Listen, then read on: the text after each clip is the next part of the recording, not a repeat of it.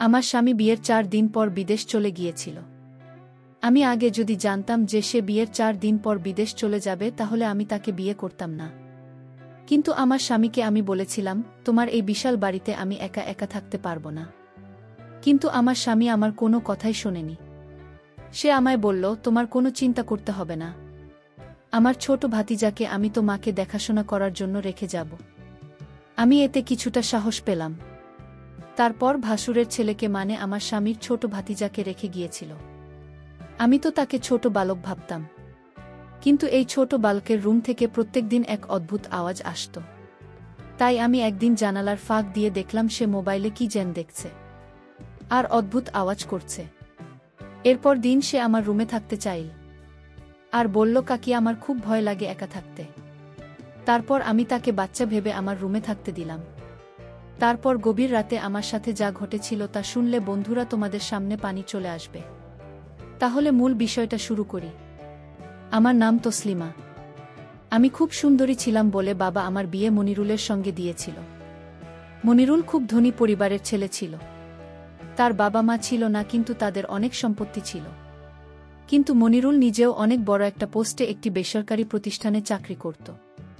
আমি গরিব হওয়া সত্ত্বেও মনিরুল আমাকে পছন্দ করেছিল, কারণ আমি দেখতে ভীষণ সুন্দরী ছিলাম। সে আমাদের কাছে কোনো স্বর্ণ অলংকারের দাবি করেনি। আমার বিয়ে 0 ডিমান্ডে হয়েছিল। আমি তো খুব খুশি ছিলাম এটা ভেবে যে আমার বিয়ে মনিরুলের সঙ্গে হচ্ছে প্রত্যেকটা মেয়ের মতো। আমিও নিজের বিয়ের জন্য পাগল ছিলাম। তারপর বিয়ের পরে আমি যখন শ্বশুরবাড়ি চলে আসি তখন জিতের বিশাল বড় বাড়ি দেখে আমি খুবই খুশি হয়েছিলাম। আমি গরিব ঘরের মেয়ে ছিলাম, তাই এত বড় ঘরে বিয়ে হবে আমি কোনোদিন আশা করিনি। আমাদের বিয়ের জন্য বাড়ি এসেছিল আমার ননদের বিয়ে হয়ে গিয়েছিল। আমাদের বিয়ের 2 বছর আগে ননদের বিয়ে হয়েছিল। বিয়ের প্রথম দিন আমাদের বেডরুম দেখে আমি খুব খুশি হয়েছিলাম, কারণ মনিরুল পুরো ঘরটাকে দামি ফুল দিয়ে সাজিয়েছিল এবং বিছানাটা এত সুন্দরভাবে সাজিয়েছিল যে আমি স্বপ্নেও ভাবিনি যে আমার ফুলসজ্জার রাতে এত সুন্দর ঘরে হবে। তারপর মনিরুল যখন রুমে এসেছিল তখন আমি লম্বা ঘোমটা দিয়ে বিছানাতেই বসেছিলাম এবং মনে মনে খুব খুশি ছিলাম। তারপর মনিরুল আমার কাছে এসে আমাকে বলেছিল, আমি তোমাকে কথা দিচ্ছি তোমায় কোনোদিন কোনো কিছুর অসুবিধা হতে দেব না। তারপর সকাল হতেই স্বামী বলেছিল সে নাকি সেদিনই বিদেশে চলে যাবে, তার জরুরি কাজ আছে। স্বামী বিদেশে চলে যাবে সেটা শুনে তো আমি খুবই আশ্চর্য হয়েছিলাম, কারণ সেই কথাটা বিয়ের আগে বলেনি যে বিয়ের পরে সে বিদেশে চলে যাবে। স্বামী বিদেশ চলে যাবে এই কথা শুনে আমি তাকে জড়িয়ে ধরে কাঁদতে শুরু করেছিলাম। স্বামী তখন আমাকে অনেক বুঝিয়েছিল যে সে কিছুদিনের মধ্যেই বাড়ি ফিরে আসবে এবং তার জন্য নাকি এই মিটিংটা খুবই জরুরি। বিয়ের পরে যখন কোনো স্বামী তার স্ত্রীকে রেখে বাইরে চলে যায় সেটার কষ্টটা আমি খুব ভালোভাবেই জানতাম। সেদিন ভোরবেলা আমি স্বামীকে অনেক রিকোয়েস্ট করেছিলাম সে যাতে আমাকে এভাবে একা ছেড়ে বিদেশে না যায়, কিন্তু সে আমার কোনো কথা শোনেনি। উল্টো সে আমাকে বুঝিয়েছিল যে তাকে বিদেশে যেতে হবে। তারপর সেদিন সারারাত স্বামীর সঙ্গে কথাবার্তা বলতে বলতে সকাল হয়ে যায়। তারপর স্বামী তাড়াতাড়ি বিছানা থেকে উঠে বিদেশে যাওয়ার জন্য তৈরি হয়। স্বামী যখন তৈরি হচ্ছিল আমি ততক্ষণ এই কথাটা ভেবে কেঁদে যাচ্ছিলাম যে বিয়ের 4 দিন হয়নি আর স্বামী আমাকে ছেড়ে বিদেশে চলে যাবে। তাহলে আমি এত বড় বাড়িতে কিভাবে একা থাকব? কারণ আমার ননদ 2 দিন পরে তার নিজের শ্বশুরবাড়ি চলে যাবে বলেছিল, আর এমনিতেও আমি নন্দকে কতদিন এই বাড়িতে রাখতাম। তার নিজেরও স্বামী আছে, সংসার আছে, সে নিজের স্বামী ও শ্বশুরবাড়ি ছেড়ে আমার কাছে তো বেশিদিন থাকতে পারবে না। আমার তো এই কথাটা ভেবে খুব রাগ হচ্ছিল যে স্বামী আগে কেন বলেনি যে সে আমাদের বিয়ের পরই বিদেশে চলে যাবে।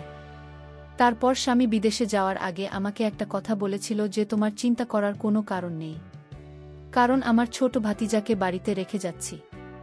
সে নিজের পড়াশোনা এখান থেকেই করবে এবং তোমার খেয়াল রাখবে। সে কালকে এখানে চলে আসবে, তাই তুমি একদম চিন্তা করো না। আমি তোমার কথা ভেবে আমার ভাতিজাকে এখানে দেখেছি যাতে তোমাকে এত বড় বাড়িতে একা মনে না হয়। আমার অনেক বারণ করা সত্ত্বেও স্বামী আমাকে একা রেখে বিদেশে চলে যায়। স্বামীর দিন সকালবেলা আমার ননদ ও তার শ্বশুরবাড়ি চলে যায়। সেদিন আমার স্বামীর ভাইস্তা আসার কথা ছিল। আমি যখন ঘরে গেলাম তখন আমার বড্ড ভয় লাগছিল। আমার স্বামীর কথা খুব মনে হচ্ছিল। আমি আবার যখন কাঁদতে শুরু করেছিলাম ঠিক ওই সময় আমাদের বাড়ির বেল বেজে ওঠে। বাড়ির দরজা খুলতেই দেখলাম একটা ছোট ছেলে আমার সামনে দাঁড়িয়েছিল। তাকে দেখে আমি আন্দাজ করেছিলাম যে সে আমার স্বামী ছোট ভাই স্থান, কারণ বিয়ের সময় আমি তাকে একবার দেখেছিলাম। স্বামী তো বলেছিল তার ছোট ভাতিজা নাকি 14 বছর বয়স, কিন্তু তার শরীর স্বাস্থ্য দেখে কোনো মতেই মনে হয়নি যে সে 14 বছরের যুবক ছিল।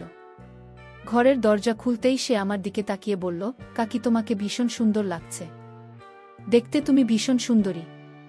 আমার কাকা খুব ভাগ্যবান যে তোমার মতো সুন্দরী বউ পেয়েছেন। তার মুখে নিজের প্রশংসা শুনে আমি একটু লজ্জা পেয়ে বললাম, আমার প্রশংসা করে করবে? তুমি এখন ভেতরে চলে এসো। সে বাড়ি আসার পরে স্বামীকে ফোন করে বলেছিলাম যে তার ছোট ভাতিজা বাড়ি চলে এসেছে। স্বামীর ছোট ভাতিজার নাম রিফাত, আমার স্বামীর বড় ভাইয়ের ছেলে, মানে রিফাত। এই বাড়িতে আসার পরেও আমি স্বামীকে প্রায় ফোন করে কান্নাকাটি করে বলতাম যে সে যাতে বাড়ি ফিরে আসে। তখন স্বামী আমাকে একটা কথাই বলতো, তার কাজ শেষ না হওয়া পর্যন্ত সে নাকি বাড়ি ফিরে আসতে পারবে না। এদিকে রিফাত আসার পরে সে আমার সঙ্গে এত কথা বলতো, গল্প করত যে আমার হাসতে ইচ্ছে না করলেও আমি মাঝে মধ্যে হেসে ফেলতাম, কারণ স্বামীর বিদেশে চলে যাওয়ার পরে আমার মন খুব খারাপ থাকত, যেহেতু আমি স্বামীকে কাছে পেতে চাইতাম। এদিকে ধীরে ধীরে রিফাত তার প্রত্যেকটা কথা আমার সঙ্গে শেয়ার করত, এবং সে প্রত্যেকটা দিন আমার সৌন্দর্যের খুবই প্রশংসা করত। ধীরে ধীরে আমার মনে হতে লাগল যে সে হয়তো আমার কাছে কিছু চাওয়ার চেষ্টা করছে, কারণ আমি যখনই রান্নাঘরে রান্না করতাম তখন সে হঠাৎ করেই আমার রান্নাঘরে এসে দাঁড়িয়ে থাকত এবং আমাকে ভয় পাইয়ে দিত। আমি তো তাকে ছোট বালক ভেবে কিছু বলতাম না, কিন্তু তার এই ব্যবহার আমার ভীষণই খারাপ লাগত। সে আমাদের এখানে একটা স্কুলে ভর্তি হওয়ার কথা ছিল। সে বাড়ির বাইরে গেলে আমাকে কিন্তু বলে যেত। একদিন রিফাত বলল, কাকি তুমি একা একা রুমে ঘুমাতে ভয় পাও না? আমি তো রিফাতের কথা শুনে তার কথাকে ঘুরিয়ে দেওয়ার চেষ্টা করেছিলাম, কিন্তু সে প্রত্যেক দিন আমাকে একটাই কথা বলতো যে কাকি আমি তোমার রুমে ঘুমাতে চাই, কারণ আমি এই এত বড় বাড়িতে একা রুমে থাকতে ভয় পাই। আমি তো প্রত্যেকবার হেসে তার এই কথাকে উড়িয়ে দিতাম, কিন্তু ধীরে ধীরে তার এই কথার মানে আমার কাছে ব্যাপারটা অন্যরকম মনে হয়। আমি তখন ঘরের ভিতরে দরজা বন্ধ করে স্বামীকে ফোন করতাম এবং কাঁদতাম, কিন্তু আমি নিজের মনের কথাগুলো স্বামীকে কোনোদিন বলতে পারতাম না। একদিন রাত্রিবেলা আমি যখন নিজের ঘরে ঘুমিয়েছিলাম, তখন মনে হলো ছোট ভাতিজার ঘর থেকে, মানে রিফাতের ঘর থেকে যেন কিছু একটা আওয়াজ আসছে। আমি ওই আওয়াজ শুনে তো ভয়ে চুপচাপ শুয়ে পড়েছিলাম। আমার তো সাহস হয়নি এটা দেখার যে তার ঘর থেকে ওটা কিসের আওয়াজ আসছিল। এমনকি বেশ কিছু দিনে আমি তার একটা বিষয় লক্ষ্য করেছিলাম, সে প্রত্যেক দিন মোবাইলের মধ্যে কিছু না কিছু দেখতে, এবং আমি যখনই তার পাশে যেতাম সে ঘাবড়ে গিয়ে মোবাইলটাকে বন্ধ করে রেখে দিত। জানি না সে মোবাইলের মধ্যে এমন কি দেখত যে আমাকে দেখামাত্রই সে মোবাইলটাকে বন্ধ করে রেখে দিত।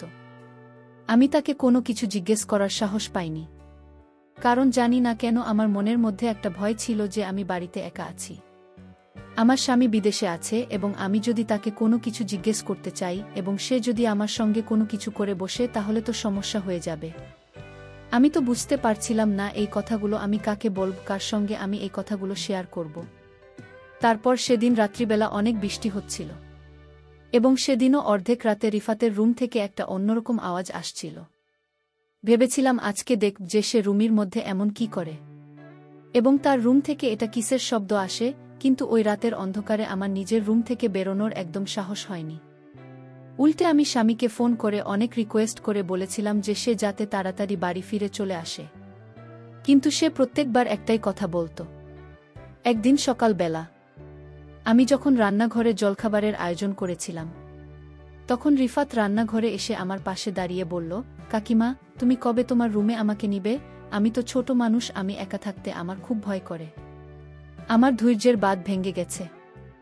আমারও তো মন চায়, কারণ আমি এত বড় বাড়িতে একাই ছিলাম, এবং ছোট্ট ছেলের মুখ থেকে এই ধরনের কথা শুনে মনে মনে ভীষণ ভয় পেয়েছিলাম, কিন্তু আমি তাকে বুঝতে দেননি যে আমি তার কথায় ভয় পেয়েছি, বা আমি তার মনের চিন্তাধারা বুঝতে পেরে গেছি। তারপর আমি ইচ্ছে করে হেসে তার ওই কথাকে উড়িয়ে দিয়েছিলাম। সেদিনের আমি যখন কলেজ চলে গিয়েছিল, তখন আমি ঘরে একা বসে খুব কেঁদেছিলাম, কারণ এই কথাগুলো আমি কাকে বলতাম, এই কথাগুলো শোনার মতো আমার পাশে কেউ ছিল না। কেন সে আমার রুমে থাকতে চায়? তার উদ্দেশ্য কি? ভেবেছিলাম স্বামীকে রিফাতের ব্যাপারে সবকিছু বলে দেব। কিন্তু স্বামী যদি আমাকে অন্য কিছু ভেবে বসে থাকে? আমি স্বামীকে কিছুই বলতে পারিনি। আমি চুপচাপ এগুলোর সঙ্গে করছিলাম। এদিকে প্রত্যেকদিন রাতে রিফাতের ঘর থেকে আজব ধরনের আওয়াজ শুনতে পেতাম। ওই আওয়াজ শুনে আমি ভয় পেয়ে চুপচাপ নিজের ঘরের দরজা বন্ধ করে শুয়ে পড়তাম। আর ভাবতাম আমার স্বামী যদি কাছে থাকতো তাহলে আজ আমার এতটা ভয় লাগতো না, আজ আমাকে এতটা একা মনে হতো না। এভাবে বেশ কিছু দিন চলার পরে সেদিন রাতের বেলাতেও যখন রিফাতের ঘর থেকে একটা অন্যরকম আওয়াজ আসছিল, তখন আমি না পেরে নিজের মনটাকে শক্ত করে ভেবে নিয়েছিলাম, আর যাই হোক না কেন আজ আমি দেখব যে আমার ছোট ভাতিজার ঘর থেকে এটা কিসের শব্দ আসে এবং সে রাতের বেলা তার ঘরের মধ্যে কি করে। আমি মনে মনে তার ব্যাপারে যেটা ভেবেছিলাম সেটা কি একদম সঠিক ছিল না। আমি রিফাতকে ভুল ভেবেছিলাম, এটা যাচাই করার জন্যই আমি সেদিন তার সত্যিটা নিজের চোখে দেখতে চেয়েছিলাম। তারপর নিজের রুম থেকে বেরিয়ে আমি যখন আস্তে করে তার রুমের দিকে গেলাম, তখন দেখলাম ভিতর থেকে তার রুমের দরজাটা লক করা ছিল। ঘরের জানালার দিকে যেতে দেখলাম জানালার ভেতর থেকে বন্ধ করা ছিল, কিন্তু জানালার মধ্যে যে একটা ছোট ফুটো ছিল সেই ফুটোর মধ্যে চোখ রেখে ভেতরে দৃশ্যটা দেখে আমার কলিজাটা কেঁপে উঠেছিল। কারণ জানি না কি আছে এই মোবাইলের মধ্যে। এমনকি ভিডিও দেখছিল এবং মোবাইল এর মধ্যে ওই ভিডিওগুলো দেখার পরে সে অদ্ভুত কাজ করছিল এবং মুখ থেকে আজব ধরনের শব্দ বের করেছিল। তাকে ওই অবস্থায় দেখে আমার পুরো শরীর থরথর করে কাঁপছিল। আমি তখন ভয় পেয়ে তাড়াতাড়ি করে নিজের ঘরে এসে রুমের দরজা বন্ধ করে ওই দরজার পাশে বসে নিজের মুখটা চেপে ধরে কাঁদতে শুরু করেছিলাম। কারণ আমি বুঝে গিয়েছিলাম রিফাতকে বাচ্চা ছেলে মনে করে। আমি অনেক বড় ভুল করেছিলাম। কারণ সে যখন ইচ্ছে তখন আমার ঘরের ভিতরে চলে আসতো এবং সারাদিন আমার সঙ্গে গল্প করত। আমি কিন্তু এই ব্যাপারগুলো এত গুরুত্ব দিতাম না। সেদিন রাত্রে বেলা তার ওই সব কাণ্ডকারখানা দেখার পরে আমি ভেবে নিয়েছিলাম সকালবেলা তাকে অবশ্যই জিজ্ঞেস করব যে সে রাত্রে বেলা মোবাইলে কি দেখছিলে, বসে মুখের মধ্যে কেন এসব অদ্ভুত আওয়াজ করছিল। সেদিন সারারাত ভয় আমার ঘুম হয়নি। কারণ আমার রিফাতের প্রতি মনে রিফাত দরজার সামনে দাঁড়িয়েছিল। সে আমাকে সকালবেলা দেখে চমকে গিয়ে বলল, কাকে কি ব্যাপার, তুমি এত সকালে উঠে পড়েছ? তুমি তো এত সকালে উঠি না। আমি তখন রিফাতকে বললাম, তুমি এত সকালে উঠে কি করছো? তোমার এত সকালে ওঠার কি দরকার পড়েছে? রিফাত তখন আমাকে বলল, আমি তো প্রত্যেক দিন সকালে উঠি। রিফাত বলল, কাকিমা আমিও তো প্রত্যেক দিন তোমার আগে ঘুম থেকে উঠি। রিফাতের মুখ থেকে সব কথা শোনার পরে আমি নিজের রাগ সামলাতে পারলাম না। আমি বলেছিলাম, রিফাত আমি তোমাকে আমার রুমে জায়গা দিব, কিন্তু তার আগে তুমি আমায় একটা সত্যি কথা বল। রিফাত বলল, কাকিমা আমি কোনো সময় মিথ্যা কথা বলি না, আমার মিথ্যা বলার কোনো ভাষা নেই। আমি রিফাতকে বললাম, রিফাত তুমি বলো মোবাইলে প্রতিদিন রাতে কি দেখো? রিফাত বলল, কাকি তুমি কাকার সাথে রাতে যা করার তাই দেখি। আমি এই ছেলেটার কথা শুনে খুব অবাক হয়ে গেলাম।